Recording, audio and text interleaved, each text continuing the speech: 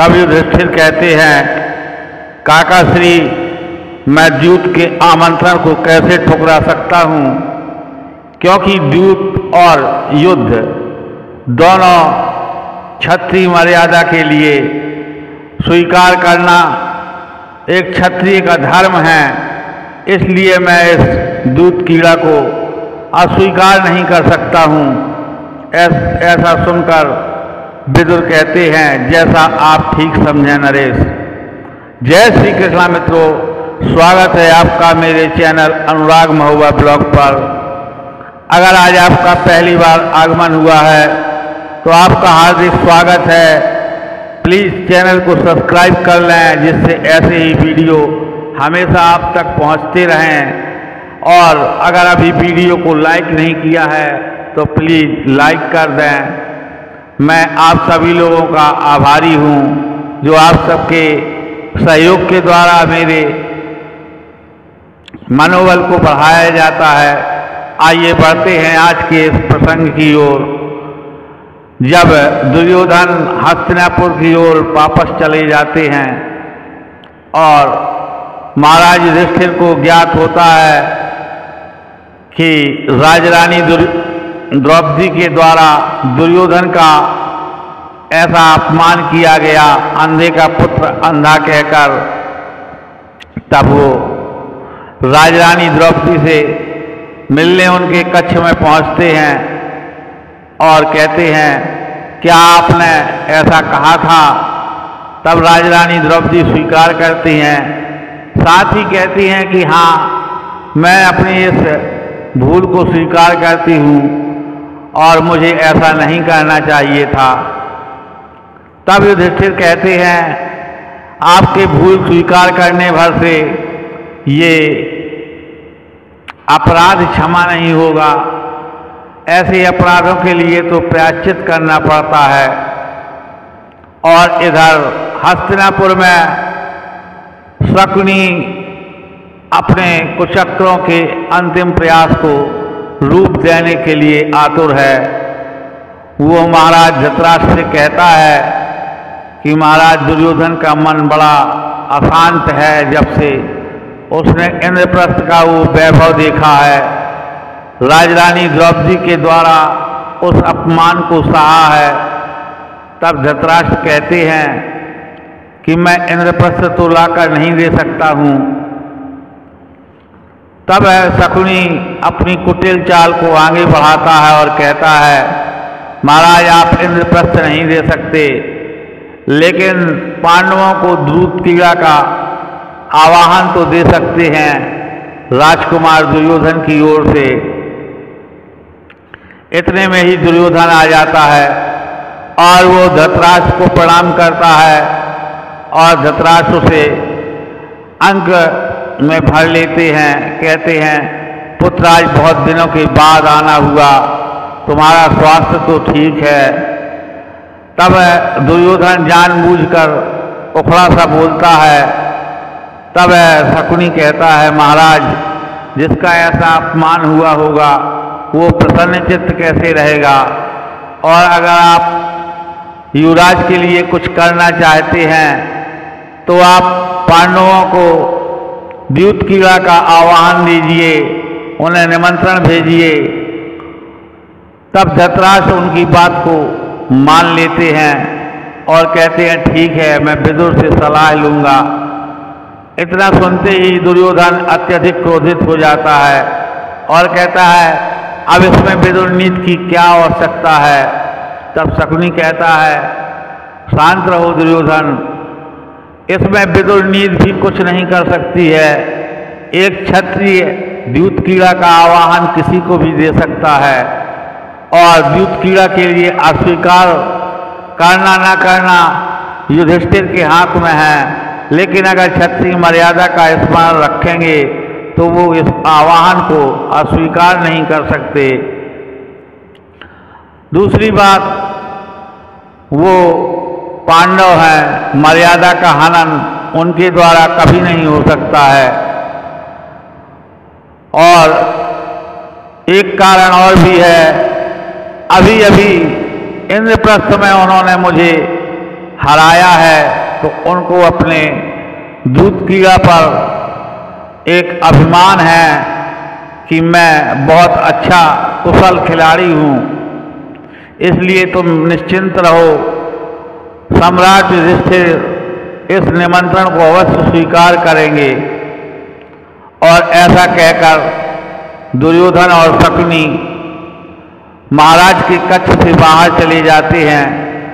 महाराज धृतराष्ट्र विदुर को बुलाते हैं और कहते हैं कि आपको इंद्रप्रस्थ जाना है और जाकर के उन्हें कहना है कि आपके राजसूय यज्ञ की खुशी में हस्तिनापुर भी शामिल होना चाहता है, वह आपका स्वागत करना चाहता है और साथ ही साथ आप दूध कीड़ा का निमंत्रण भी दे देना। तब विदुर जी कहते हैं, महाराज स्वागत तक तो ठीक है, लेकिन दूध कीड़ा तो विनाश को निमंत्रण देना है। आप ये मान लीजिए कि हस्तिनापुर का विनाश निश्चित ही हो जाएगा अगर आपकी राज्यसभा में दूध कीड़ा का आयोजन होगा। तब धृतराष्ट्र कहते हैं, नहीं ऐसा कुछ नहीं होगा। और फिर दुर्योधन का विशेष मन है, मैं उसकी बात को टाल नहीं सकता हूँ। और जब ऐसा सुनते हैं विदुर, तब वो अपने भाग्य की विडंबना को कोसते हुए उस कक्ष से बाहर चले जाते हैं। और इसी बीच आगमन होता है गंगा पुत्र भीष्म का विदुर जी के घर में। उस समय विदुर जी नहीं हैं और विदुर जी की पत्नी उनका आतिथ्य सत्कार करती हैं और कहती हैं कि ताश्री प्रणाम स्वीकार करें, कैसे आगमन हुआ?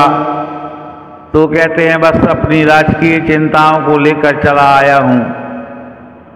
और वो कहती हैं, जेठ जी कैसे हैं, यानी कि धृतराष्ट्र को पूछती हैं। इसी बीच आगमन हो जाता है विदुर जी का। वो कहते हैं, उन्हें ज्येष्ठ श्री ना कहा करो, वो हमारे महाराज हैं। तब गंगा पुत्र भीष्म कहते हैं, नहीं तुम उन्हें ज्येष्ठ ही कहा करो। और विदुर से कहते हैं कि विदुर क्या हाल चाल है, समाचार मुझे भी बतलाओ। और मैं तो चिंतित हूँ दुर्योधन की महत्वाकांक्षाओं को लेकर, धृतराष्ट्र का उस राजमुकुट के प्रति प्रेम देखकर। तब विदुर जी बताते हैं कि चिंता का एक नया कारण है, दूत सभा का आयोजन। तब वो कहते हैं, क्या प्रतिज्ञा की कोई आयु होती है? भीष्म पितामह दुखी हो जाते हैं। क्या प्रतिज्ञा करने वाले के जीवन के अंतिम क्षणों तक प्रतिज्ञा रहती है? तब विदुर जी कहते हैं, अवश्य, जब तक प्रतिज्ञा करने वाला जीवित है तो वो प्रतिज्ञा भी रहती है। और इसी तरीके से व्यथित मन से गंगा पुत्र भीष्म चले जाते हैं और जाकर के कहते हैं गांधारी से कि तुम दुर्योधन को समझाओ। तब गांधारी काफी दुखी होती है और कहती है, इस राज्यसभा में क्या हो रहा है? इस राजमहल में जो होना चाहिए वो नहीं होता और जो नहीं होना चाहिए वो होता है। मैं तो बहुत अधिक अशांत हूँ। और ताश्री अगर आप कहें तो मैं दुर्योधन को श्राप दे दूँ। ऐसा सुनकर गंगा पुत्र कहते हैं, नहीं राजरानी, मैंने आपको श्राप देने को नहीं कहा, पर उसे समझाना अवश्य। और इतना कहकर भीष्म अपने कक्ष की ओर प्रस्थान कर जाते हैं। इधर विदुर जी हस्तिनापुर के दूत बनकर इंद्रप्रस्थ पहुंचते हैं। महारानी द्रौपदी और युधिष्ठिर जी का वार्तालाप चल रहा है। इसी बीच आगमन होता है महात्मा विदुर का। उठ करके दोनों स्वागत करते हैं, उन्हें प्रणाम करते हैं। तब विदुर कहते हैं, मैं इस समय एक दूत हूँ और एक चक्रवर्ती सम्राट एक दूत को प्रणाम करे ये शोभा नहीं देता है, प्रणाम तो मुझे करना चाहिए। तब युधिष्ठिर कहते हैं मैंने अपने काका श्री को प्रणाम किया है, मैं आपको दूत नहीं मानता। तब वो कहते हैं आपके मानने से क्या होता है, जो सच्चाई है वो बदल नहीं सकती है। और इस प्रकार से हास परिहास करते हुए सभी लोग अपने अपने आसनों में बैठ जाते हैं।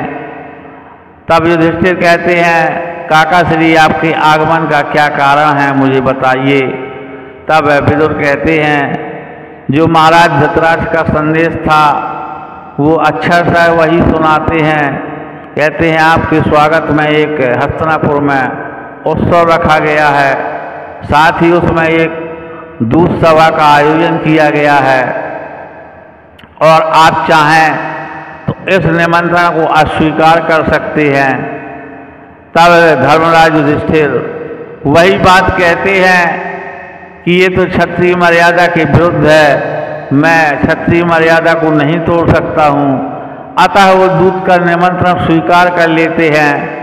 विदुर जी वहाँ से हताश मन के साथ वापस आ जाते हैं और कुछ समय पश्चात युधिष्ठिर आते हैं अपने पांचों भाइयों और राजरानी द्रौपदी के साथ।